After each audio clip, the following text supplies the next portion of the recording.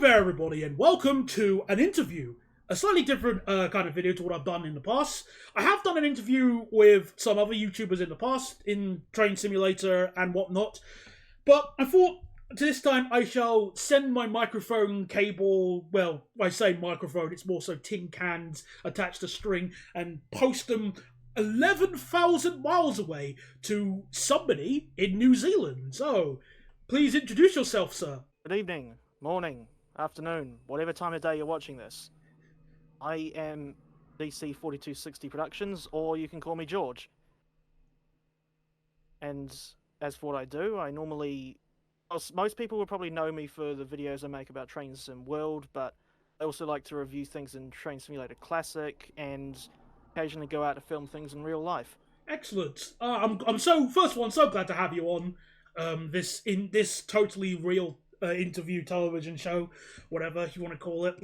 But I've been wanting to talk with you for a while, since we both have watched each other's videos, we've both commented on each other's videos, so we do know each other in that aspect. Although I've personally never been to New Zealand. I have friends from New Zealand, and I know a twat from New Zealand, but as far as I'm concerned, Kiwis are alright in my book. So I've got nothing against that. No, obviously, not like I have anything against people from where they live or anything. But, I love, the one thing that is amazing about the internet is it's great to be able to speak to people from all over the world. And hearing people's perspective from all across the world. Because I never really know anything about the trains in New Zealand at all, really. But if I needed to ask a question, because I actually did meet some pilots who were from New Zealand. Well, a pilot and his father, they were from New Zealand, and they were telling me about how, what was it? There was a loco called, is it the DE class? Is that it? Please say I'm right. Yeah, there's one called the DE class. I think I know what you mean. Yeah, there's sort of little in-cab diesels built by English Electric in the early 50s. Those ones, thank you very much. Because when he showed me a picture of it, I called it like a discount Deltic. I would have thought it looks more like a Class 20 myself. Wait a minute. Oh, I just realized something. Have you got it mixed up with the DG or DF? I think I did. DF is the one that's like DF. Bollocks. I mean, if I remember, I could actually, now that I think about it, I could send you a photograph of the DE and the DF. I've just got them on my screen. I've just got them on my screen now, so don't worry. I was like 9,000 light years ahead of you on that, but well, I just realised, yeah. Well, I've got my own photographs of the DEs and DFs. The weird thing with the DF is that only one of them is left. Oh no! Well, they only built 10, didn't they? According to this. I think it was about 10, yes. Well, in any case, I remember they used to run round my way. Oh, interesting. That was like over 50 years ago now. Yeah, okay. I got it wrong, so my apologies. I called the DF the discount Deltic. There we go. Right.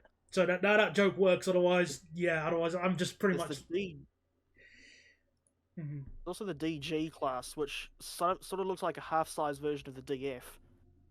Just says one cab. Ah, right. Yeah, okay. I can sort of see that as being like a sort of Deltic half off discount as well. Fair enough then. Well, as you can tell here, Mr. DC here has mainly extensive knowledge about railways in New Zealand, which is obviously fantastic, since I know sod all about the lines of New Zealand, as just demonstrated here. I got two trains mixed up. So. We do know, however, you have been to the United Kingdom recently, which is a bit annoying because obviously I live in the UK and I wanted to say hello, but I didn't get a chance to ask when you were going, so I couldn't have popped by. It's real annoying, actually. In saying that, it is unfortunate, but it is what it is. In saying that, I remember there was one British YouTuber I did meet. Oh, whilst I was there. Which one? It was Dark DJ Productions. Never heard of him. Sorry. Fair enough, but he's one of those people that makes like a sort of a talking trains series using Train Simulator, but it's not like Thomas or anything like that. Oh, I see. Fair enough. His is called the Dark Railway series. Again, never heard of that either because again, I keep to my own group, because I don't know, that's just a weird thing I am. I don't really venture out to seek more train related contents. Not to say I'm against it, I just don't seek out it myself. But it's good to see there are people making those kinds of videos because they have an audience. So I think I want to just start off by saying, how was the flight getting here? Because presumably you flew over here. Oh boy. Oh no, no, no, no, no, no. We just went down to the port and hijacked a ship. Yes, these. Oh yes, the all. Jokes aside, I hated it.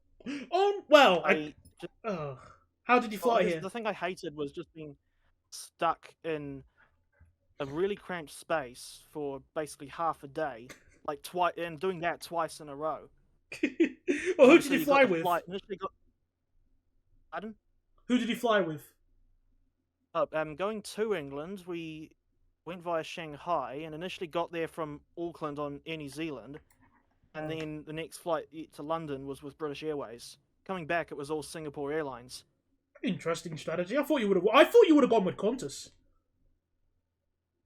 Oh, the Aussie one. No, never flown with Qantas. Come to think of it. Well, I just even though I have been to Australia twice. Interesting.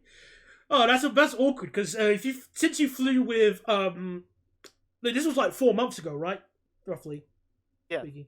Yeah. Arrived there on basically midway through April.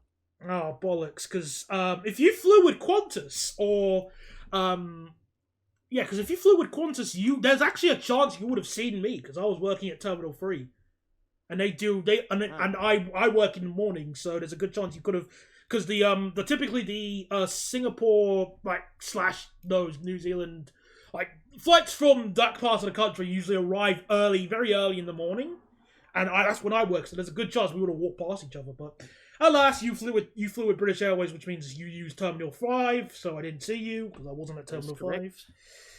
And obviously, I remember Terminal 5 because we went. After we went cleared customs and all that, we went to get SIM cards from what was it, the Leica mobile stand, and that was a short walk. Well, basically just go down one lift and you're there at the Heathrow Express platform. Oh, please don't tell me you used Heathrow Express to get into London. We did. What? Oh, come on! Why did you spend so much money on that?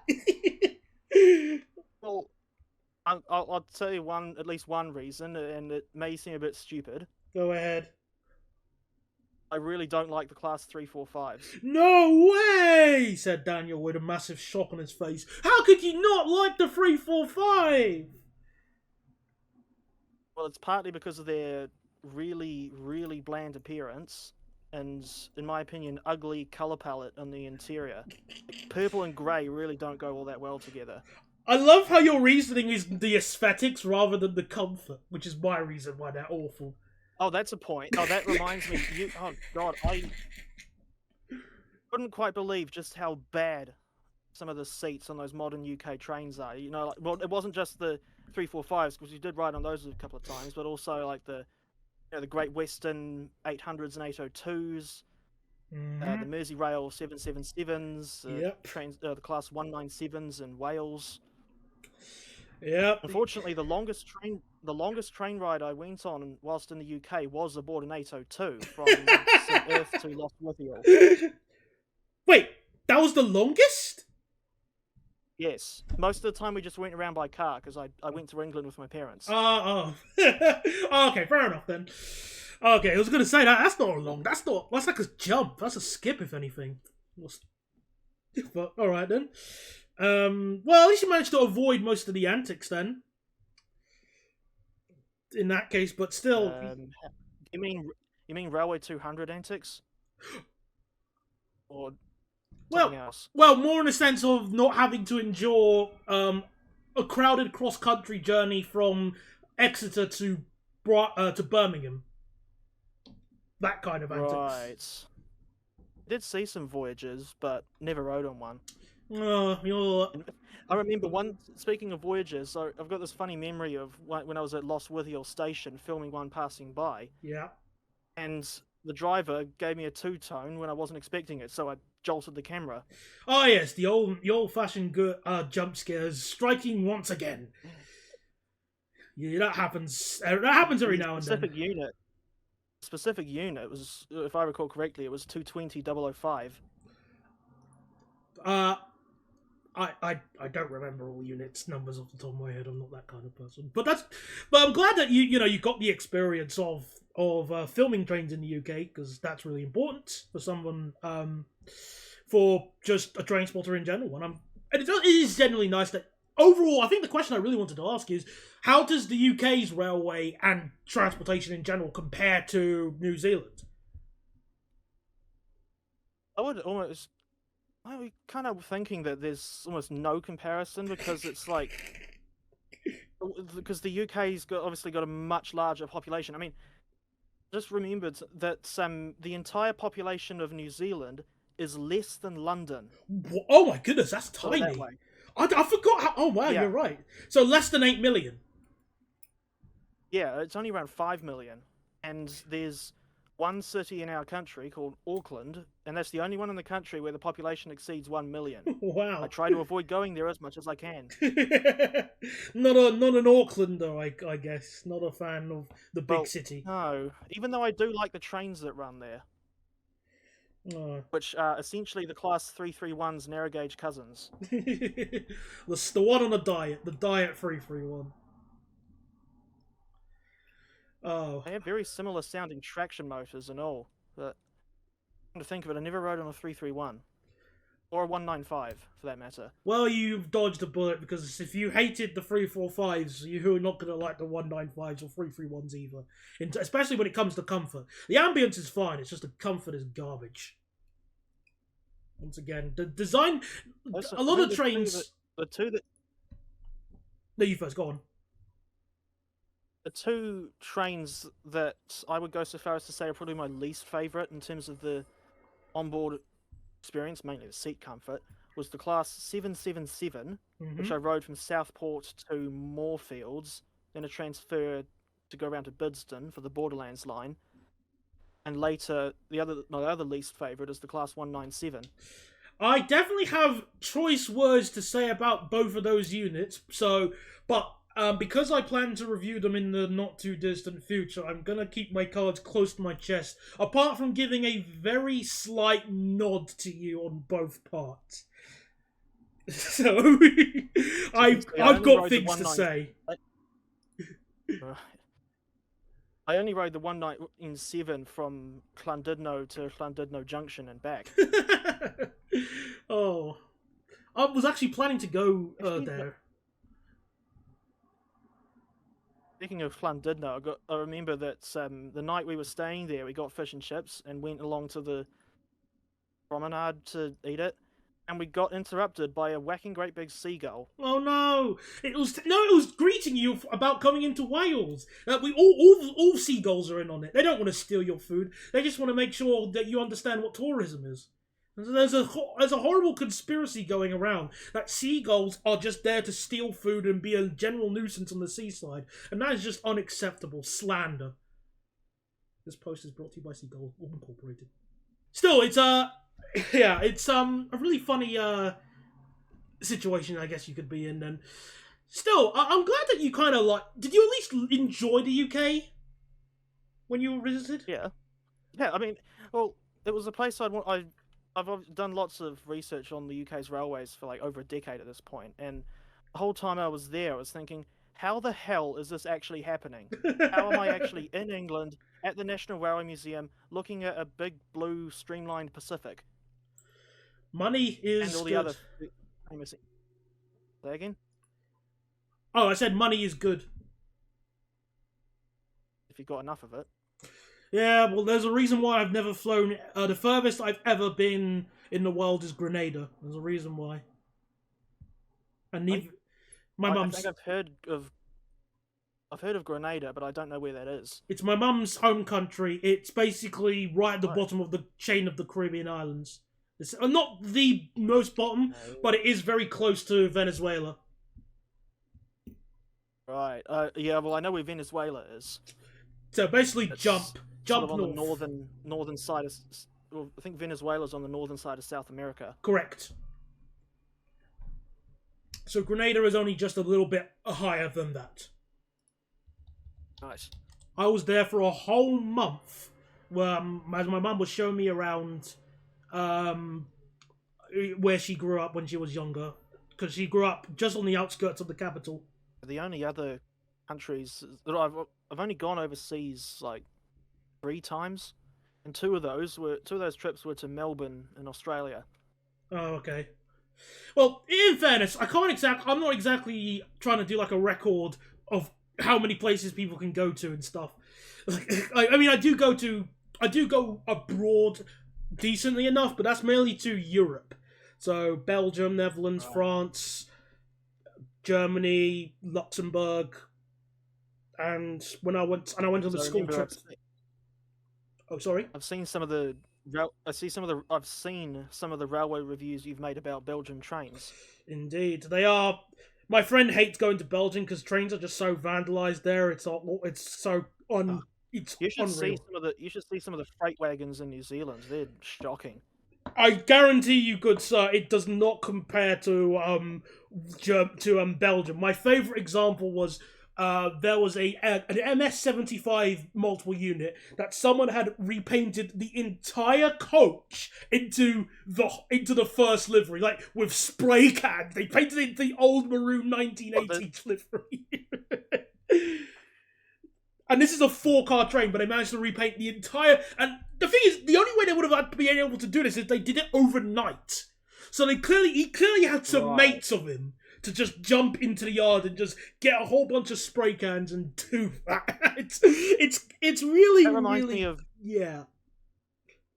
That reminds me of a story I've heard from the US where one of the Union Pacific locomotives got done up in some ridiculous livery that made it look like a big tiger, and that was graffiti and everything. Oh wow. Sometimes, yeah, vandalism is definitely a business in Belgium. That's definitely for sure. Yeah, but still, I'm glad that you enjoy the UK. I really am. Well, one part that sticks out of my memory is when we were down in Cornwall, and I went. We were staying in Lostwithiel, but I caught the train through to Penzance one morning, and it ended up being one of the HST Castle sets. Oh, lucky, because that's the only line they're running Like on you at the could, moment. yeah, I did find out while I was there that they've basically only got diagrams between Plymouth and Penzance these days. It's really annoying. The thing is, the HST Castle sets are fantastic when compared to the IETs and the 165s and 166s. They go off like rockets. They're fast. There's a cool factor of it. And when they were using it to Cardiff, they were using it on the Cardiff, Taunton, and Plymouth services and Exeter. Then they were in their like zone. That was a good way to utilize them. But now it's like a free for all. You could get a 165, a 158, 150. I've seen that multiple times. Legends will tell you about the 143 one running that service, and I'm putting my hand on my heart. At least, yeah. I was going to say, at least you wouldn't get a 143 on that service anymore. Well, not anymore now, but I think you can still end up, if you're very unlucky, getting a 150 or an 800 on that service, which makes no bloody sense, because it still has first class and the area with the kitchen. But oh yeah, the IET. Yeah, because I remember I didn't know what for the longest time I didn't know why there were those filled out window spaces in one of the driving coaches on the IET until I looked at the 801 in Train Sim World and realised that space was a great big kitchen. Yeah, it's a kitchen for the Pullman service that is not offered on that service. So it's basically, imagine if you just took a random plane and you, like, let's just pick a random one, like a Boeing 767, and you took out, if you were to just put half of the business and first class area off and just put a kitchen there, that's what they've done with the IET. Right. It's stupid. Don't worry if you don't know what a Boeing 767 is. It's a plane. Yeah, of course I know what a 767 is. Sorry. I remember hearing about the one in Canada that ran out of fuel because it was like a miscalculation between imperial and metric. Oh. And the plane ended up having to glide for a long time. It ended up landing at a disused runway that had been converted into a drag strip. I didn't hear about that story. Well, God, at least It people. was Air Canada flight. Sorry, I missed out. The Air Canada. Was Flight 143. The Gimli. Oh, the Gimli. Oh, that's what Air Force Proud 95 was referring to. Oh. But at least everybody survived. Thank goodness. Yes. Fair enough then. Yeah, still, it's a really stupid design with the IET. Like it's such a stupidly designed train. But still, it definitely sounds like you had a good experience overall with the UK and other things like that. So I guess the next thing I was going to go on to is since obviously you've experienced the trains in the UK and it's hard to obviously compare them with New Zealand, what would you say transport in New Zealand is like overall? Since obviously presumably you use it a lot. Like, remember, Let's just say that the railways are criminally underutilized. Oh, Most wow. of the network is freight only these days, and there's only Auckland and Wellington are the only cities that have commuter trains, and there's barely anything else outside of that. Like there's 3 long distance trains that are basically just run purely for tourists these days. One of them's quite famous, and it's called the Transalpine. Although I don't blame you although it's fine if you haven't heard of it. No, I think I might have, but I don't remember it. Yeah. There's a regional service that goes from Hamilton to Auckland using very, very, very heavily refurbished ex-British Rail Mark II coaches. Like, if you look at pictures of those things, it'll be hard to tell that they were once Mark IIs. Oh yeah, I remember seeing the pictures of them, and I couldn't work it out. Like, oh, these are Mark IIs. Wow, they've really, really changed them up. Yes, there's also a couple of regional services out of Wellington, in addition to the suburban trains and the tourist one to Auckland. That's pretty much it. Like what's even sadder is that some parts of the network are down to just 1 train a day. Oh, that's horrible. I couldn't imagine. I'm annoyed when the trains I usually deal with, which I get 6 trains an hour. I'm annoyed if one of them's like 5 minutes late. So, wow, it's almost like it's like night and day almost. That's real bad. 1 train a day. Like, criminally, I can't stand it when a city or a country just has a very underutilized railway network, because trains are the second most efficient method of transportation. Do you remember what the first one is? Ships. Yep, that's right, ships. But you can't really take a ship from London to Faversham, but the train can do that pretty well. Train can do that. No, well, a ship wouldn't be able to switch from overhead wires to third rail for a start. True, but does a ship need to do that? No, mate, we got a big steam generator with a massive fan under the water. Speaking of steam, imagine a steam engine running on high speed 1. I can't make a joke. Well, I mean, if a Class 92 catches fire, it would be steam. Maybe. I don't know. If it boils its water heat. Rip that joke. Maybe that Class 60 that's apparently being converted into some weird modern day steam thing. Oh, I remember hearing about that really, really stupid idea. I mean, I guess it makes sense to do something with the 60 because they're currently role-playing as door stops at Toten Depot. Well, the idea sounds just as cursed as like the Class 08 that was rebuilt as a battery shunter. They cut down like the engine hood like to the point where it looks like a complete joke now. Yeah, I saw that, but at least with the Class 8, it's got a lot of potential. Like it has a one job and it does it well. So they're just trying to like life extend it. But with the 60, they just don't want to use it. I've spoken to a driver with Deutsche Bahn, and she was telling me how much she hated driving the 66s because of how noisy they were. But the 60s, she loved driving them in comparison because they were actually had some soundproofing in the cab, and they were much stronger. Probably not as boring as the 66. Yeah, I guess you could say that. I'm one of those weirdos who There's a type of prefers. Oh, you first. there's a type of diesel locomotive in my country that I would argue is no, not argue. I would say is sort of like our equivalent of the 66. Oh yeah, what is it? It is the DL class, Totally not. and Totally not they googling that. well, they look a little bit like 58s in the sense that they've got a cab at each end and a narrow engine hood with running boards on each side. Ah, I see. Oh, interesting. They've got what's it called? They're built by the Chinese and they have MTU engines. Weird. That's a weird. Yes. It's a weird. That's a weird sort of collab.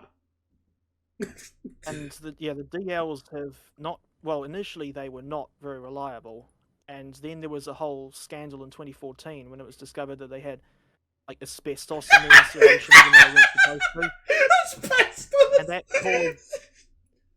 and that caused a bit of a motive power crisis in the North Island, where in a few cases Kiwi Rail needed to hastily reactivate engines that they had previously withdrawn. That's what a farce! And one of those engines, incidentally, is now preserved on my local heritage line. Make of that what you will. So they're already having to preserve them, and the first ones were built in 2009. That's pathetic. That is rubbish. 2010 was when they first arrived. Even The then. sad thing is that This is hilarious. the ridiculous thing is that a few DLs have already been withdrawn, I know. and they're not even 20 years old. No, that is crap. It's beggars belief. Oh, this is Mind you, hilarious. No, I think. Well, I'm hoping that the new class that Kiwi Rail just have recently ordered from Stadler will be more reliable than the DLs. Well, you can only cross your fingers. Who knows? Maybe that has maybe that's secretly built with asbestos too. Still, it's yeah, I do find that fascinating though. So obviously you do a lot of filming and photography of trains in your spare time, I presume. Yeah, I mean, the rail scene in my city is quite boring these days because it's all DLs hauling every single train, but at least there's something to get me out of the house. Oh yeah, definitely. Getting out of the house is tight and helps a lot. But what was I going to say? It also means I get a chance to. It also means I get a chance to go on the Enviro 200s. Oh yes, the default bus of the United Kingdom, which I guess it's odd to see them. It doesn't feel right seeing them in Australia and New Zealand, but I guess it makes sense. They have Enviro 200s in Australia. That's news to me. I am gonna wait a minute. Let me just double check before I give false information. Like, I could have sworn I've seen a picture of one in New Zealand. I mean, in Australia. I did see some Enviro 200s in London. Of course, yes. Speaking of which, the only bus routes that I went on in London, I think, was the 182, or as I call it, the Blink 182. Ha. Music joke. Yeah, I was right. The Enviro 200 is in Melbourne. Well, we never used the buses in Melbourne. We just got around on the trains and trams. Yeah, it does say where is it? Well, I've got the photo I'm seeing here on Wikipedia is from 2025. But it is there. It is the older body, and it does have air conditioning. So that's an improvement. Wish we had more aircon on our buses in area, but money. All the buses in my city have got aircon units. Well, that I'm surprised about because unlike Australia, the climate in New Zealand is nowhere near as brutal, to my knowledge, unless I've been told wrong. Well, for one thing, I don't think we haven't got anything comparable to the Outback. Or the Nullarbor Plain, for that matter. All right, fair enough. Then I guess that makes sense. Then, still, yeah, I'm glad. Funny enough, I'm glad you. I was just before I quickly move topics to music. I was going to quickly ask. Since you do a lot of photography and filming, what camera do you use? Because I'm part of the Canon master race. In my case, I primarily use a Nikon D5600 as opposed to a Great Western 5600. Yeah, well, I didn't even know there was a Great Western 56. Oh, I don't know about steamers that much. Steam trains are my weakness. But self-admitted a weakness, I will admit. So I'm not embarrassed by that. Still, I always find it funny when I'm working with people at Heathrow Airport, and if somebody's a photographer, and they always say they got a different camera type to me or a different camera brand, because each photographer sort of swears by their own brand. It's rather fascinating to see the sort of joking tribalism between Canon, Nikon, and Sony users. But I don't really mind. I don't think Oh, sorry. I don't think I've ever used a Canon product. Well, the Canon ones I find. Oh, well, okay. Printers are another matter. Printers suck. I hate my printer. I have a HP printer, and it's the most disobedient piece of crap I have in the house. My cat is more obedient than the printers. I hate. No one likes printers. You know James Dyson, that inventor of the vacuum cleaner guy. Yeah, that guy, the vacuum cleaner guy. Yeah, when he was asked what is the worst product he's ever used, he said a printer. He didn't give a brand. He just said a printer. He hates them. So even he hates them.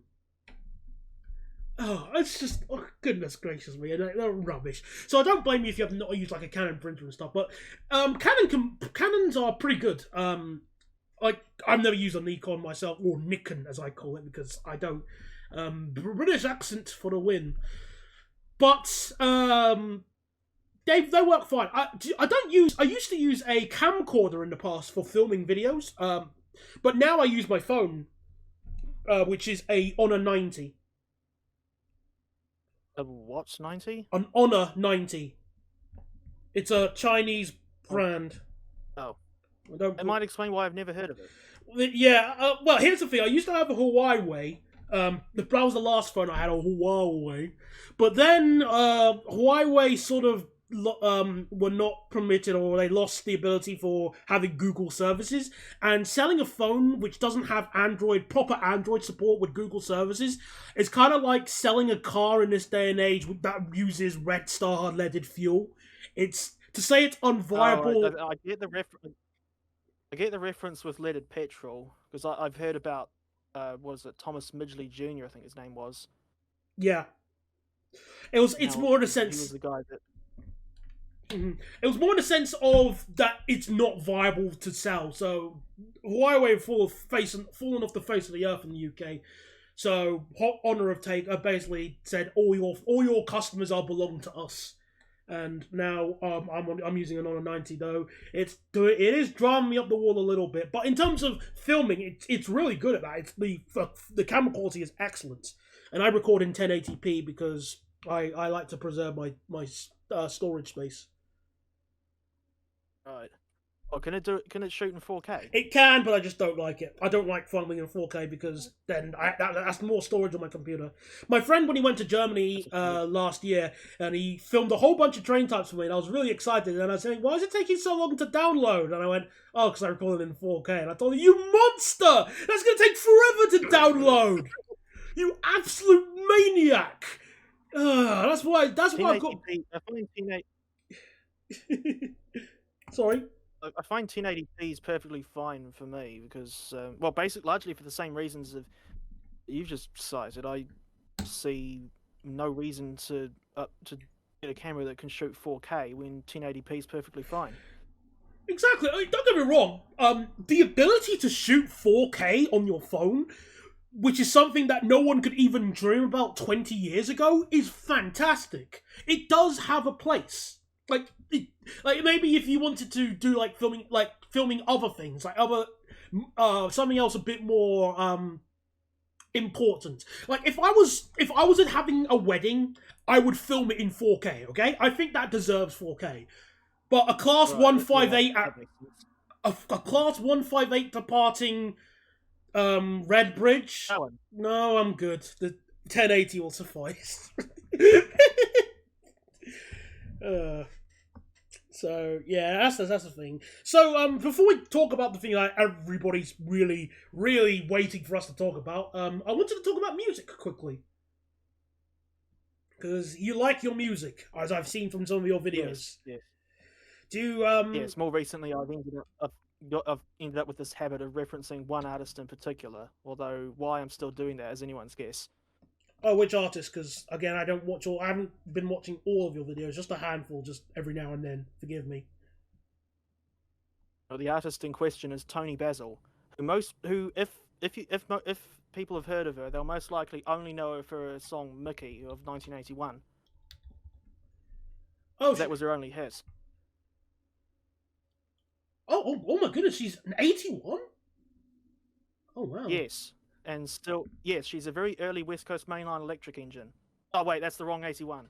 Ha! Yes. All right. And okay. Of which I did see this. Oh, by the way, you should she may be 81, but from what I've seen in footage from last year, she can still dance pretty well.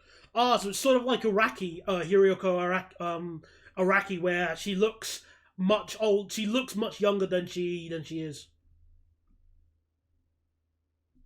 I don't think I've heard of the person you've just mentioned. He's the creator of JoJo's Bizarre Adventure. I know nothing about JoJo's Bizarre Adventure. That's perfectly fine. I have a friend who will have a massive hissy fit for if I even mention that. So I'll just say this just to deliberately annoying. JoJo is good. Anyway, let's carry on. Well, okay, fair enough. Tony Basil. Again, I think I listened to Mickey a few weeks ago, but I barely remember the song because I don't think it's my kind of my kind of jam. Let's say that I do like where's the genre? I do like. Well, I can't even remember the. I'm so sorry. No, the era the song came out in the 80s. There are some songs I do like from the 80s. So, my mum is a huge fan of the Smiths. She loves listening to that. So there are some. I've heard of the Smiths. I think I know at least one of their songs. Mm-hmm. Yeah, that's fine. I also like who else is from the 80s that I really like. Because I think for me, I think it's 90s onwards were my songs that I liked. Like early 2000s, that's when I was watching MTV when I was younger. So I'd see. Was that back when they still played music videos? Yes, it was, because that's where I remember things like Tattoo, All the Things She Said, and then there was. I think I know that one. Oh, I loved that song when I was younger. I remember watching that. I think the music video for Mickey was apparently played on MTV quite a bit back in the day. I'll believe you, but I just never watched it or remembered it. Yeah. In saying that, though, I mean, I realise that I understand that Mickey is probably easily the most well-known song Tony Basil ever recorded, but it's far from my favourite. Oh, what is your favourite song then? Well, my favourite from her discography is one called Over My Head, specifically the extended mix that goes for 5 minutes. Which is... Oh, there it is on Wikipedia. Just double. Yeah, I've already sung the praises of Over My Head in previous videos, and I would kind of sound like a broken record at this point. That's fine. I mean, again, if you like the song, that doesn't really bother me. Maybe Over My Head was the song that I listened to. I can't see. That's the thing. When something doesn't really stick in my head properly, then I forget very easily like that. Right. I've just remembered that there's stock footage of a Class 86 in the music video for Over My Head. Fascinating. I should easily remember that. Which is odd. It's a bit odd that she would use footage of something British, considering the fact that she's American. Well, I wouldn't say that's completely odd. That's not like the weirdest thing, because I feel like there are plenty of examples of something like that in the past, but I can't think of them off the top of my head. When we're talking about songs from the 80s, I was just about to say Money from Pink Floyd is one of my favourites as well. But That's from 1973. exactly. I just realised that right now. But so rip. Well, I do like In Pink saying Floyd's. that, there's at least one Pink Floyd song I can think of that I kind of like, but for the most part, I don't care for Pink Floyd. But each to their own. Yeah, that's fine. That doesn't really bother me. Like, how dare you not like one musician? How dare you? Yeah. I've got better Like things to do. if there's anyone that doesn't like Tony Basil, I'm just thinking, yeah, whatever. Exactly. That's an important way to look at I'm life. not going to lose any. I'm not going to lose any sleep over it. It's like if like I say that I like the Islands Line 2022 route in Train Sim World, and if someone doesn't like it, I just think whatever.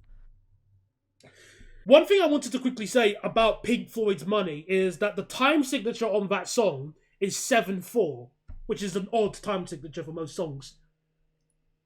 Do you know? Please Isn't don't. it usually 4/4? Yeah, it's usually 4/4. That's the one I normally do. That when I'm making my messing around with my songs, 4/4 is the time signature I religiously follow. I can't do anything else. I'm a noob. But I remember there's one song that's it's the song is "Heat of the Moment" by Asia, and it's got this unusual time signature in the verses where it's 6/4, but then it goes to 4/4 for the chorus. Oh, that's weird, but we could do better than that. There's a song from something which I'm gonna not tell you the song because it's gonna lead into something in a bit. Right. But the time signature of this song is, for the purpose of discussion, 29:16. Bloody hell. It's.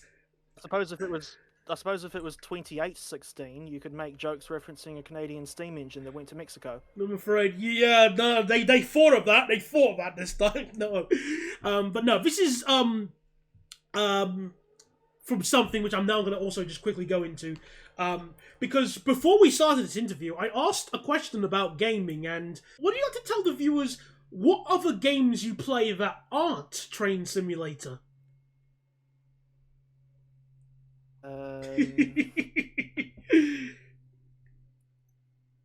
Mostly, it's barely anything that isn't railway related. Like, the closest I've got to playing anything mainstream is like Minecraft and Grand Theft Auto 5. Fair enough, but this leads up into something. I watch. Yeah. I was gonna say I still watch Kadikarus sometimes, even though I know sod all about most of the games he's talking about. That's fine. I just find this really fascinating, just because I've never really met anybody with a slate, with a gaming palette slate as clean as yours, or as not varied as yours, which is not exactly a bad thing, I should say. But I feel like you're missing so much out by not trying some other video games. Because obviously you mentioned Grand Theft Auto 5 and Minecraft. Fair enough. Like they're pretty easy. Like typical games. But even my mum played Legend of Zelda when she was younger. So actually, speaking of like the Zelda games, there's one thing I have to say about those. Go ahead. The only material relating to that franchise with which I'm even remotely familiar are the CDI cutscenes. Yeah, well, how could you not? Because they're those ones that were used as YouTube poop sources many times over the years. Well, yeah, it's as someone who was in that community when I first started YouTube, it's a legal requirement for me to pretty much know almost all the lines. So gee, it sure is boring around here. I could pretty much it always just comes up in my head like.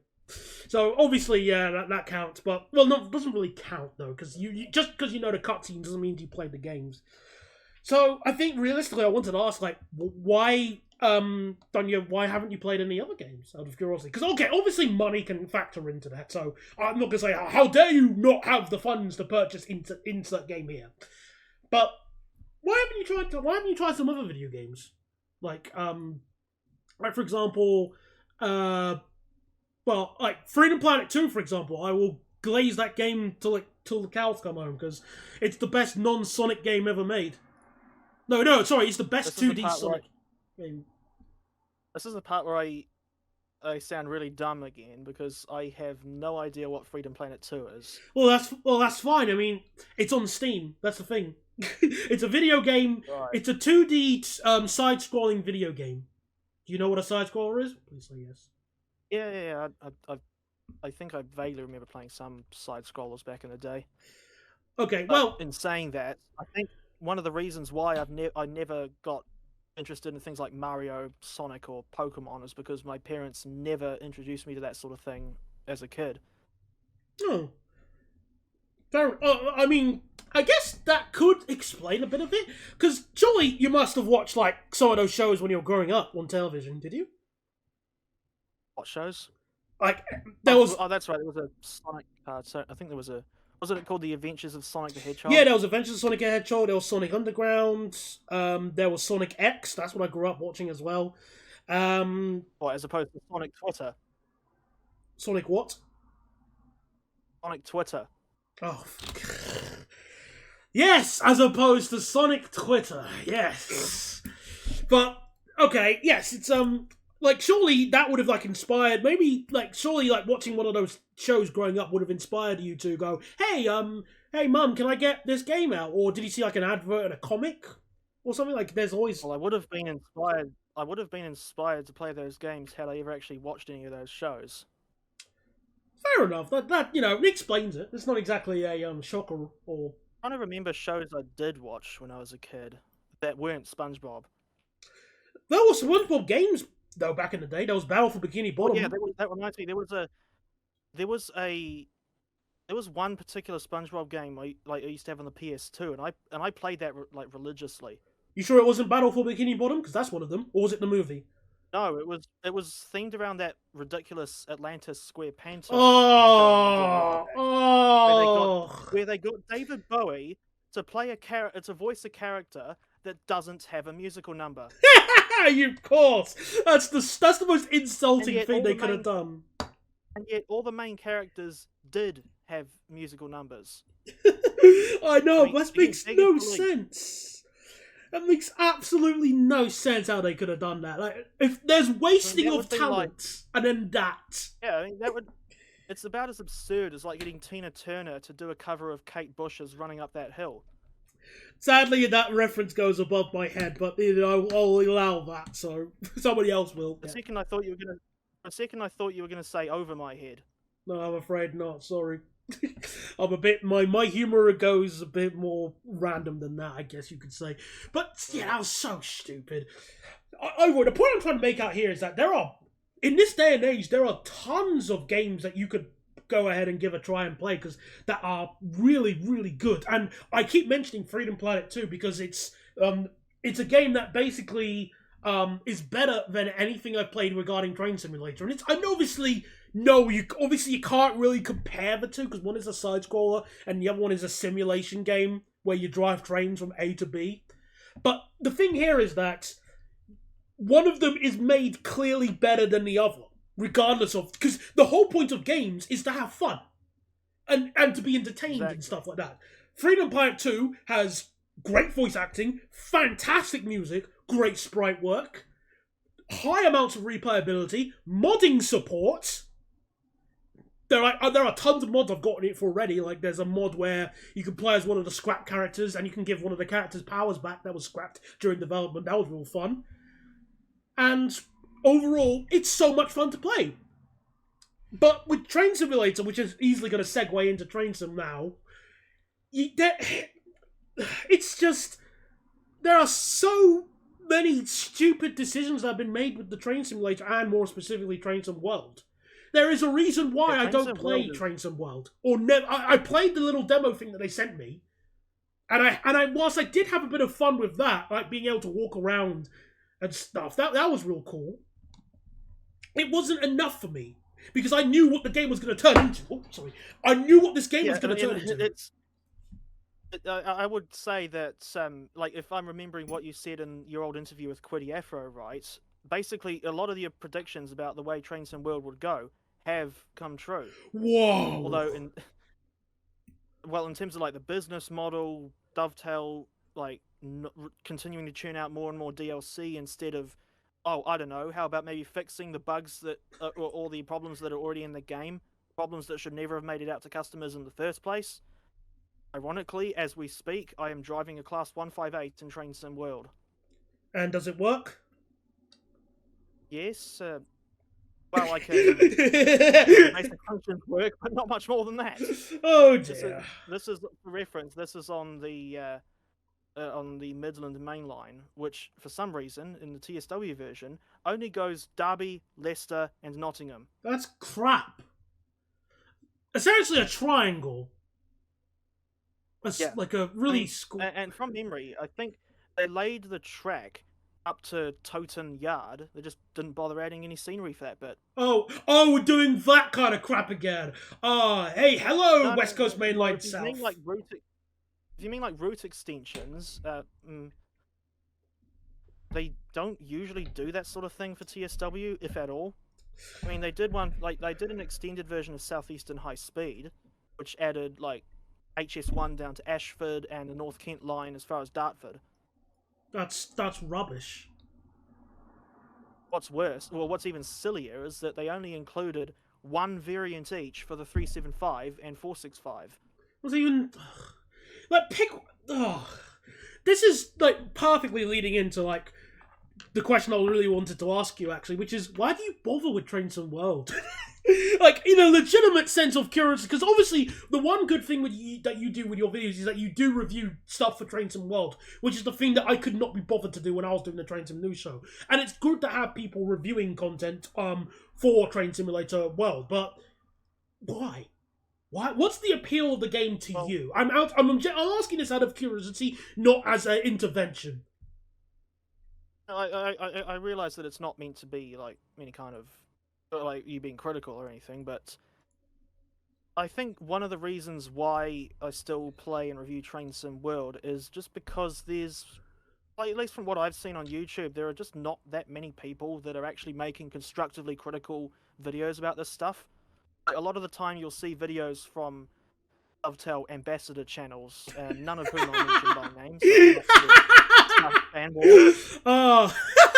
I mean, there's a few names that I know I would like to mention, but as I say, I'm not going to. Don't bother. Just call it. I mean, Don't tell the him. problem with those, yeah, it's about as ridiculous as it sounds. And the problem with that sort of thing is that you cannot trust, like, when you know that they've essentially got Dovetail breathing down their necks, you cannot trust them to be honest. Well, no. Like, they're always just going to give a glowing report, and in some cases, they'll sound like they're painting the walls white over Train Sim World. Look, the thing here is, like, the thing that really aggravates me with the concept of Train Sim World is that this is not exactly a game. Like, the Train Simulator series, in general, is not a game that is dead in the water. Train Simulator has a humongous amount of potential as a game. Exactly, and it's the in Train Sim World, it's got pretty strong bones, for want of a better term, and I would argue that even after, like, I think it's 8 years now. Actually, what was I saying? No, I was going to say that I thought the game still had potential, but it's been about 8 years now since it was first released, and Dovetail seem to be constantly working out new ways to sour their own reputation. I mean, just look at what they're doing with annual releases. Oh, I haven't paid attention. What have they done? Oh, they're doing like new iterations of quote unquote new iterations of Train Sim World every year. I mean, they're releasing new. Well, actually, for the record, we're recording this basically on the same day that they're going to do a big Dovetail Direct live stream and announce more details about Train Sim World 6. Yeah, Well, that's probably the one thing I hate, or one of many things I hate about Train Sim World is Dovetail, and things relating to it, is Dovetail's insistence on annual releases. okay, I think I understand now. One of the reasons why that annoys me is, apart from having to reinstall all of my add-ons every year, is that most of the at least with the last two, like TSW4 and TSW5, there wasn't and there were not enough improvements included in as like core updates to justify entirely new iterations of the game and essentially buying the game again. Well, clearly not, because like I wouldn't waste my time with Train Sim World if I was forced to. I've got better things I can play and better things I can do. Because what Train Sim World needed to do is give like an incentive for people to play it. Good graphics are nice, but that's not enough. Like, okay, let's take a look at FSX, like Flight Simulator. Okay, FSX, was fun, but the reason why that people are playing the newer Flight Simulator games, that the newer Microsoft Flight Simulator ones, is because yes, the graphics are better, but everything else is better. It's a well, at least when it comes. Yeah, like with Train Sim. Yeah. With Train Sim World, for the most part, I mean, there's obviously the graphics are good in some cases. Like there are routes that have really, really shit scenery. So, well, West Cornwall Local, for example.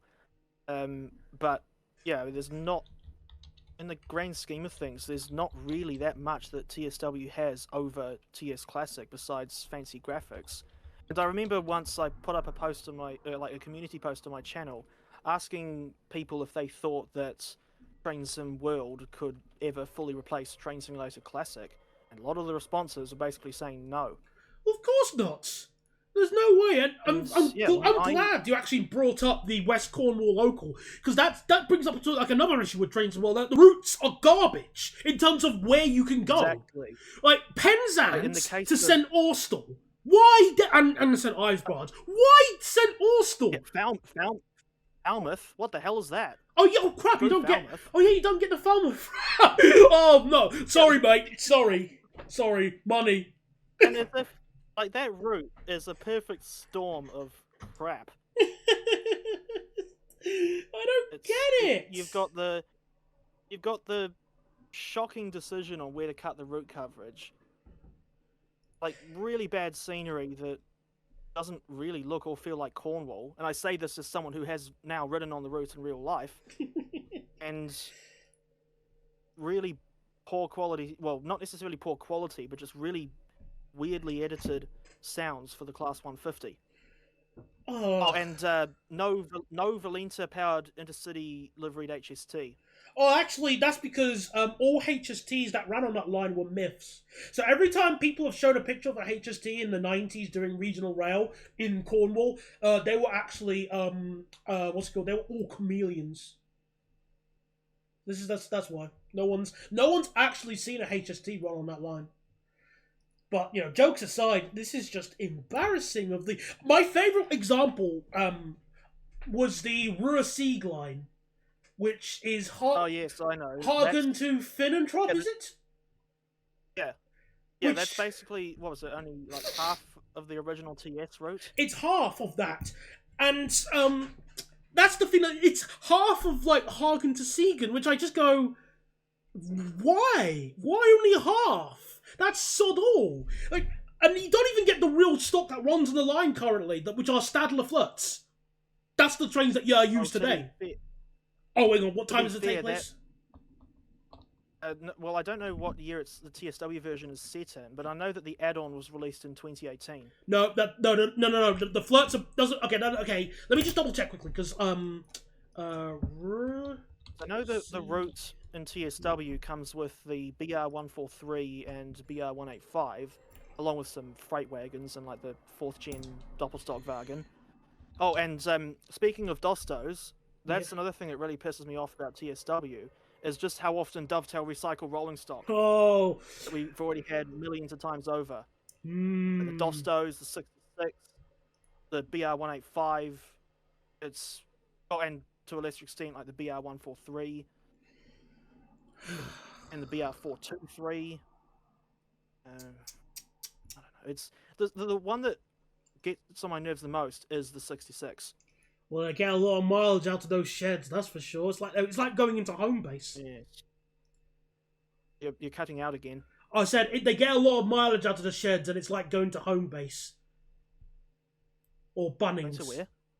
Bunnings. Bunnings? Oh, right. For you, okay? That's a point. I don't think we ever... I don't know what the British equivalent of Bunnings would be. Home base. Right. In fact, that goes into a lot of interesting just quickly. So, a home base was bought out by Bunnings several years ago, but then they changed their mind and they sold the business for £1. So, but this is after they've started rebranding everything. So, yeah, rip. Right. But back to home base now. Anyway, but Bunnings isn't actually a New Zealand company. It's Australian. Yeah, I know, but I thought you would at least know what Bunnings is. That's the thing. That's why I said that. Yeah, we know Bunnings quite well. Although my dad doesn't particularly like it because he thinks that, well, from his experience and what I've heard of it, the customer service is pretty shocking. Oh wow, a gardening do a DIY service having bad customer service. I've never heard that before. Well, Well, by contrast, there's actually no. We should probably get back to yeah. I was just sorry. Stuff. Yeah. Just try to steer it back a bit. Not to say that I'm not having fun, but yeah, the thing here is that the route just makes no sense regarding. Cause I can't see any proper confirmation on the time period according to the Train Sim World wiki. I can't see any like proper confirmation, but even then, like if they were going to add the Dosto rolling stock, they're using the wrong ones. They're using the wrong generation. They should have used the older generations. Which one would be? I was going to say, which one would be more appropriate for the roads? The third generation Dostos. Right. Oh, you know, this thing with the wrong Dostos. Yeah. That also applies to the Hamburg to Lübeck route. Oh dear. Apparently they used like high entry Dostos in real life, but in CSW, Dovetail just reused the existing low entry ones. Oh yes, let's let people do some leg day exercises. Because the dumbasses. It's really, really dumb. But the thing is that we're whining about Train Sim World a lot, but this is not to imply that Train Sim Classic is doing much better nowadays. In fact, it's still pretty bad. Dovetail have basically abandoned it. Like they don't. I don't recall the last time they released a new add-on for the game like on Steam that wasn't a third-party product.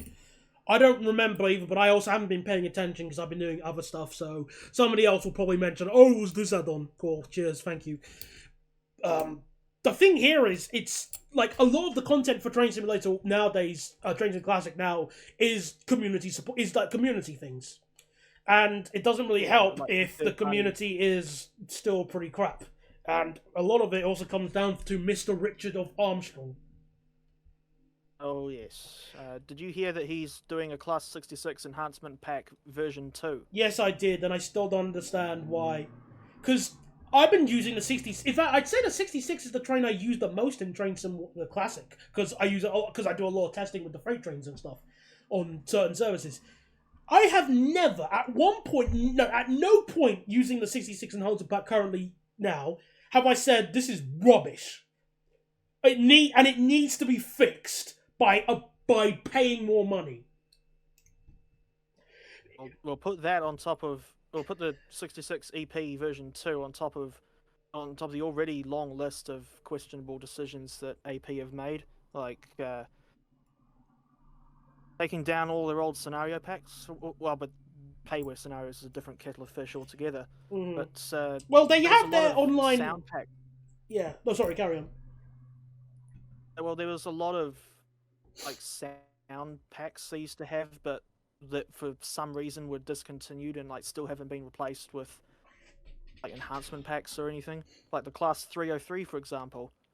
Exactly. Like 303, 442, the 52 sound pack, which was fine. Like most of these were fine and more than serviceable. The 52 sounded awesome. Deltic sound pack, yeah, because stuff screw you, work harder. 57 was another one that's now gone, and I remember you once said in an old episode of the TS News show that the sounds from that pack were recorded from the wrong variant of 57. Correct. I was a bit confused as to why they would, because I think wasn't it just the 57/0? Okay. The base pack? Yeah, the 57/0 was the one that was included originally, and that has a slightly different sounding EMD engine compared to the -3 and -6. So they recorded the wrong ones, They recorded from the wrong one and then made that the Sound Pack Pro to apply to all 57s, which is kind of funny. Although now we do have the Class 57-3 and -6, courtesy of Vulcan Productions. There's a great pack that adds all of them. So you got the Virgin ones. I know the one you're on about because I've had it for a while, and I think I used the 57 as a cameo in the video I made about the Settle to Carlisle route. Fair enough. Which incidentally, I remember I managed. I'll try to keep this brief because so as not to get sidetracked any further. But in that video, I had sort of subtly incorporated a little story into it where I had this American diesel stealing a Class 14. It was apprehended by some British steam engines. The Class 14 got rescued and taken back to safety. And then at the end of the video, I showed, the Class 37 and the police livery from the MHD commercial. Of course. Yes, I showed that thing dragging the GP. I showed that thing dragging the GP30 away. I like those little small jokes like that. I like background things. It's very similar to Derpy Hooves in MLP. Derpy what? Oh my goodness! Sorry, you have you? You mean Derpy Hooves, don't you? Yeah, I said Derpy Hooves from My Little Pony. Yeah, that thing. The pastel-coloured horses. You cut out again. My apologies. Sorry. I've certainly heard of like MLP, and I know that bronies are a thing, but I've never been a brony myself. No, that's fine. That's fine. I'm not a brony. There are just some aspects of the show which I do find moderately entertaining. But back on topic. Not talking about ponies. I'm talking about train sim, and more specifically, dumbasses like Mr. Richard. Because there are just so many stupid decisions regarding like taking down all those packs. Because there's a very easy solution to that of what they're doing. Let's say they are embarrassed with how bad the 303 is. Okay, let's say the 303 sound pack is crap to them. Okay. What do you think would be a better solution? Oh, I know. Why don't we just make a bargain bin legacy section on our website where all of our old content is available at low price or for free? So that way people who need to access the old stuff don't get screwed over. And, they get to still get money. 303 in its default state is, pardon my French, fucking dreadful. It's horrible. Like, it's got the default horn is reused from the old Kuju Era 37. The motor sounds are from the Class 421. Like, the track sounds are actually tied to the throttle, so that when you're coasting and the throttle's in idle, the train's dead silent. As you do, as always. Some people think trains make a sound when they're moving. Rude, wrongies. That reminds me. The West Midlands and Cross Country Class 170s in that new pack that Rivet Games made for TSW. Those things don't have any track running sounds either. Oh, delicious. That's excellent. Funnily enough, I do have a top secret archive of a lot of of a lot of Armstrong Powwow sounds and old sound packs they have. Because once again, giving a massive middle finger, like I have an archive of there, and I am very tempted to chuck that on the Internet Archive for the future. One wonders what Richard would make of that. Well, if he whines, he can simply. There's a very easy solution, archivists hate him. You're cutting out again. Oh, sorry about this. What I'm basically saying is that if Mr. Richard has a hissy fit of me chucking some of his stuff on the Internet Archive, the easy solution is just to sell it on your website. There you go, problem solved. Right. But he doesn't want to do that because that would require good customer service, which, as we demonstrated multiple times, he cannot do. He can't take criticism from somebody. And I guess otherwise the only option is sailing the seven seas. I was going to reference "You Are a Pirate." Yeah. Well, you don't have to worry about references all the time, buddy. But that's the thing here. Like, I've even got the old Merleys sound pack here, which I thought I lost, but yeah, I've got it here. Merleys, that's for the 37, right? Yeah, the old 37 Merleys pack, and actually something that doesn't. Oh, sorry. Something that doesn't make any sense to me is why AP left out the Merleys variant from their newer 37 pack. Ah, I know why. I know exactly why.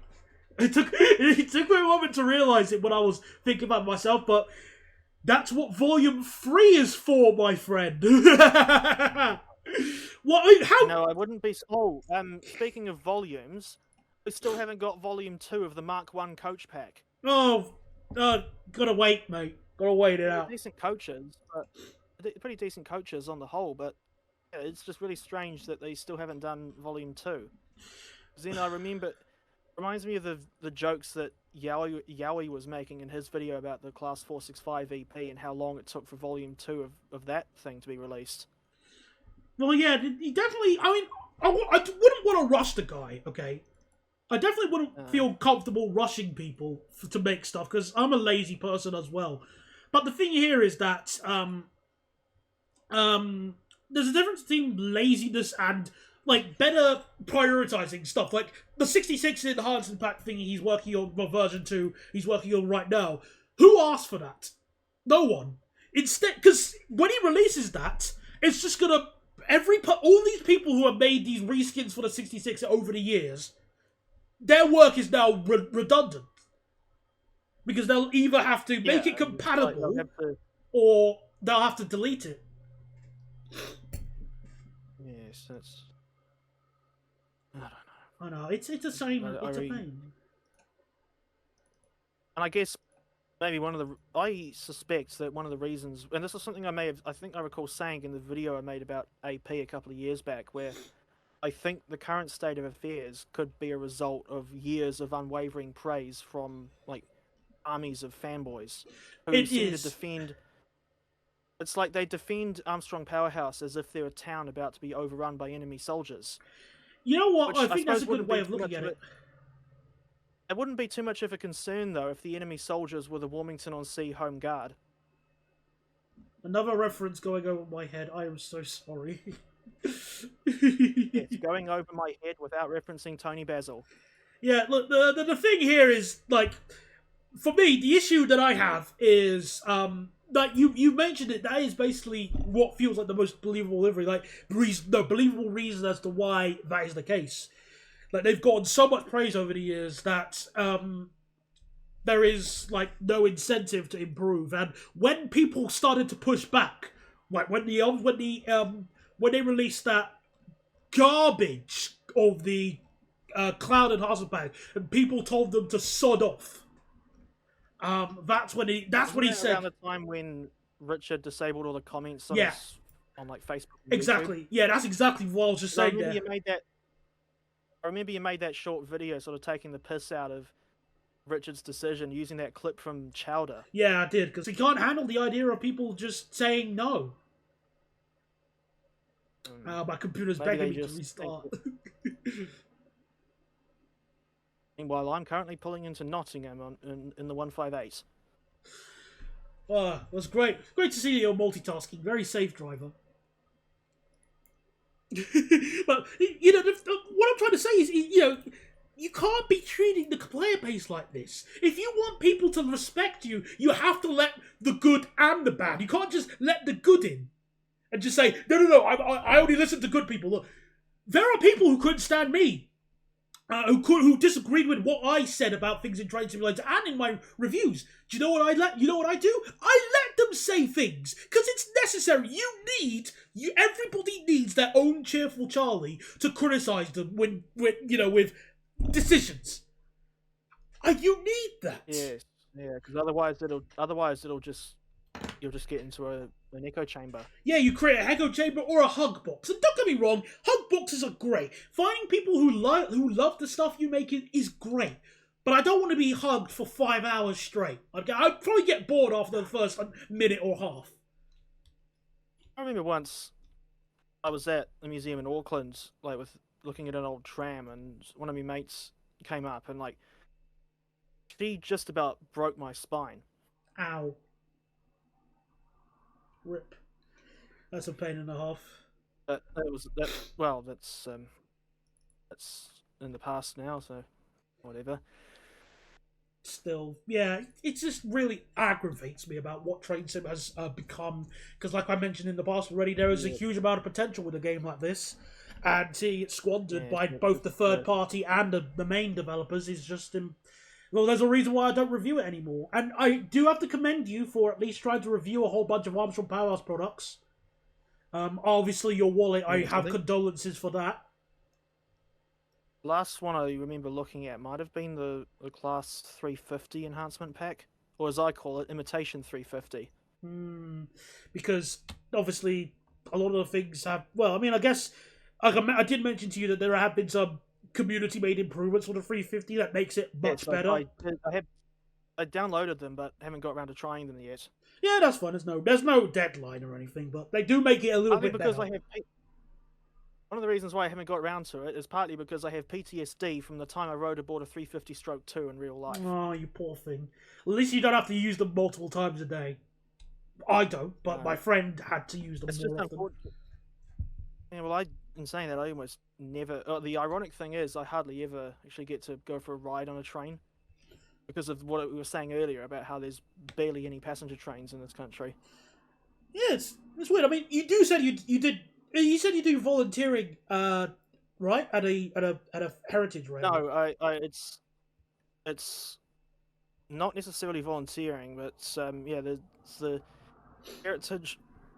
Excuse me. There's heritage line about an hour's drive north of where we live, and I have ended up being. This is something I haven't said before, but I was the people that because I had gone to the railway and made videos about the place enough times that apparently the society decided voted unanimously to make me an honorary lifetime member. Oh, that's really nice. Oh, they care for you. I can't help thinking that sounded a little bit sarcastic. Although for all I know, that No, may no, not have I'm been the being intention. serious. I'm being serious. That's really nice. There's no sarcasm in that. How did he get sarcastic? I'm not. That's a genuinely nice thing to happen. Yes, I think we're agreed on that front. But what I was going to say is that it's something I never thought would have happened just from turning up with a camera. Yeah, well, I guess like being able to showcase um the like railway lines is helpful for advertising. And besides, lots of heritage railways are Yeah, strapped for money because they always have to spend their money making sure the trains work. They yeah. don't And have the the thing is, time. this line is not like the most. I wouldn't say it's the most well-off heritage line in the country, but they they do a good enough job with what they have. Hmm. Well, that's good at least. Unfortunately, they haven't.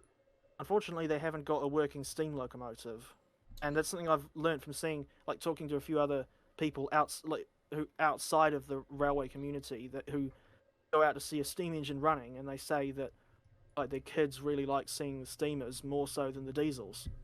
That's expected because typically, like steam engines have a lot of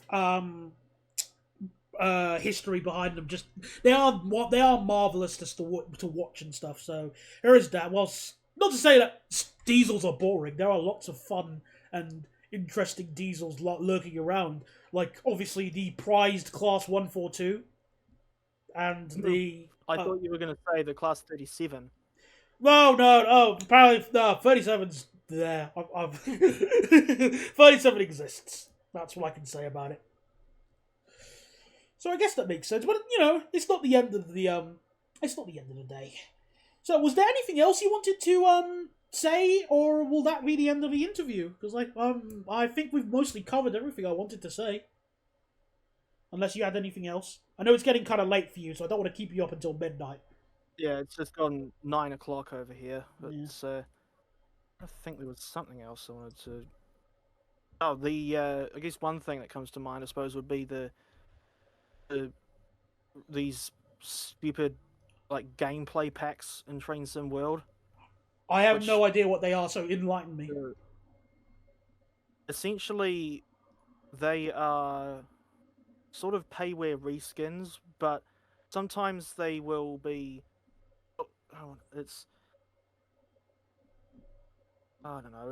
It's kind of reminiscent of the Steam, like the Train Simulator add-ons that were put on the Steam Marketplace in the sense Right. that it's content that was.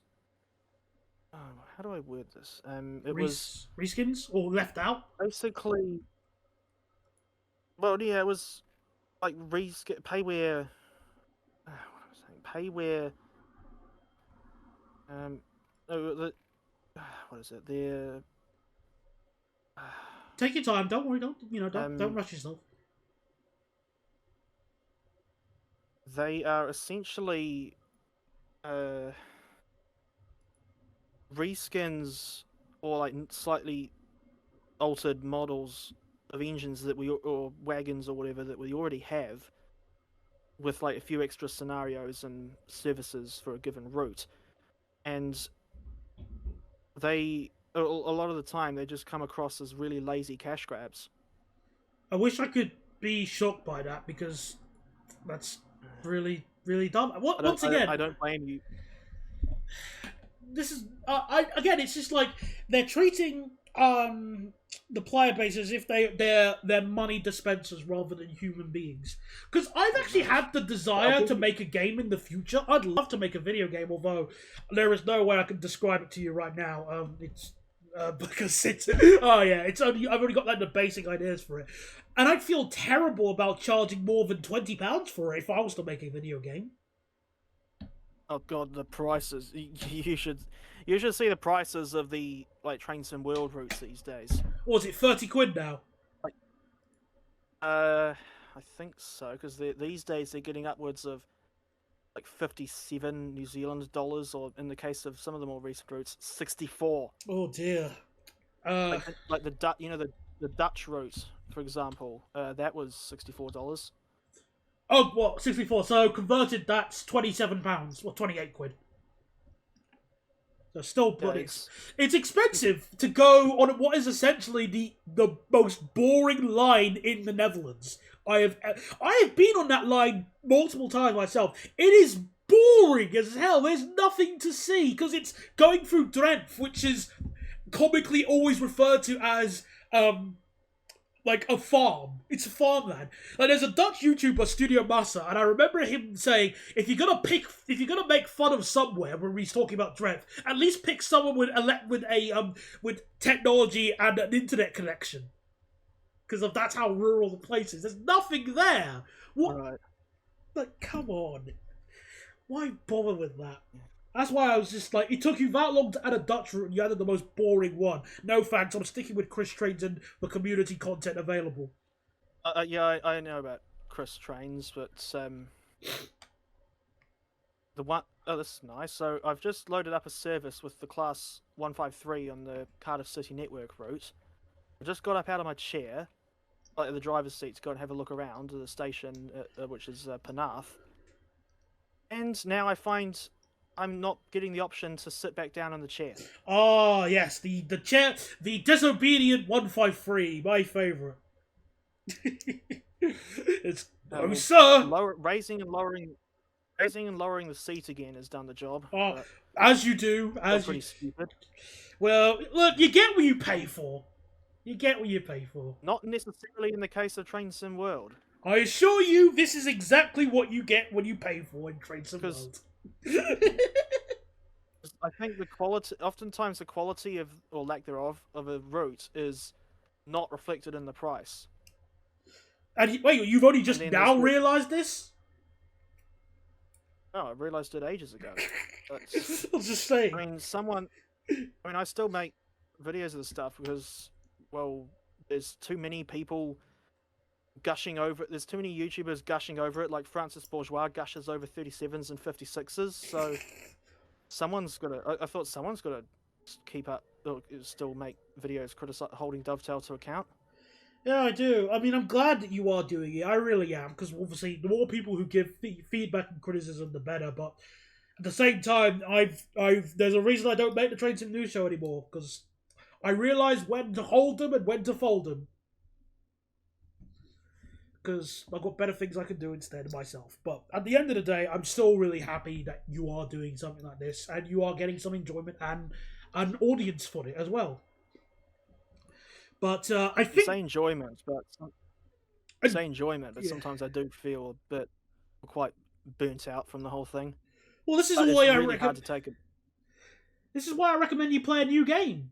Like, try something new, different. I mean, obviously, I know in this day and age of every, like, the stereotype of the generic train spotter and how many autistic and Aspies there are on the internet, how that can be very difficult for people. So, you know, I'm not gonna, like, say, how dare you don't try something new, but I highly recommend it. Like, if you don't want to play Freedom Planet, Spartan the Electric Jester. You don't want to play that, you've got, Portal. Portal's an excellent. Portal and Portal 2 are excellent video games to play because they're puzzle games, but it's a proof that a puzzle game doesn't have to be boring.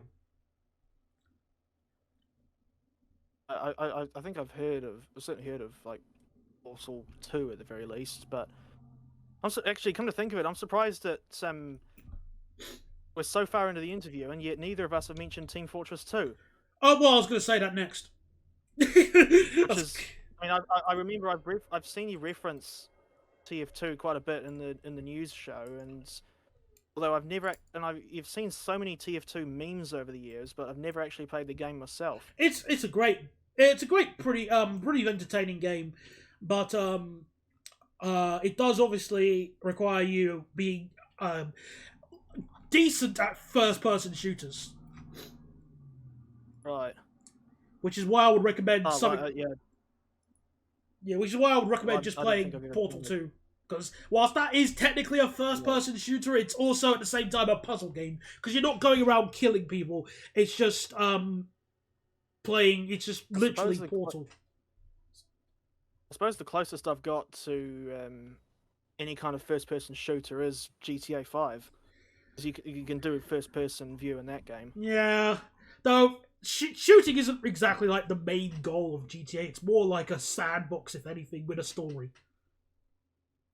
Yes. But yeah, I haven't played GTA in like a couple of years just because I thought the online mode was just shit show.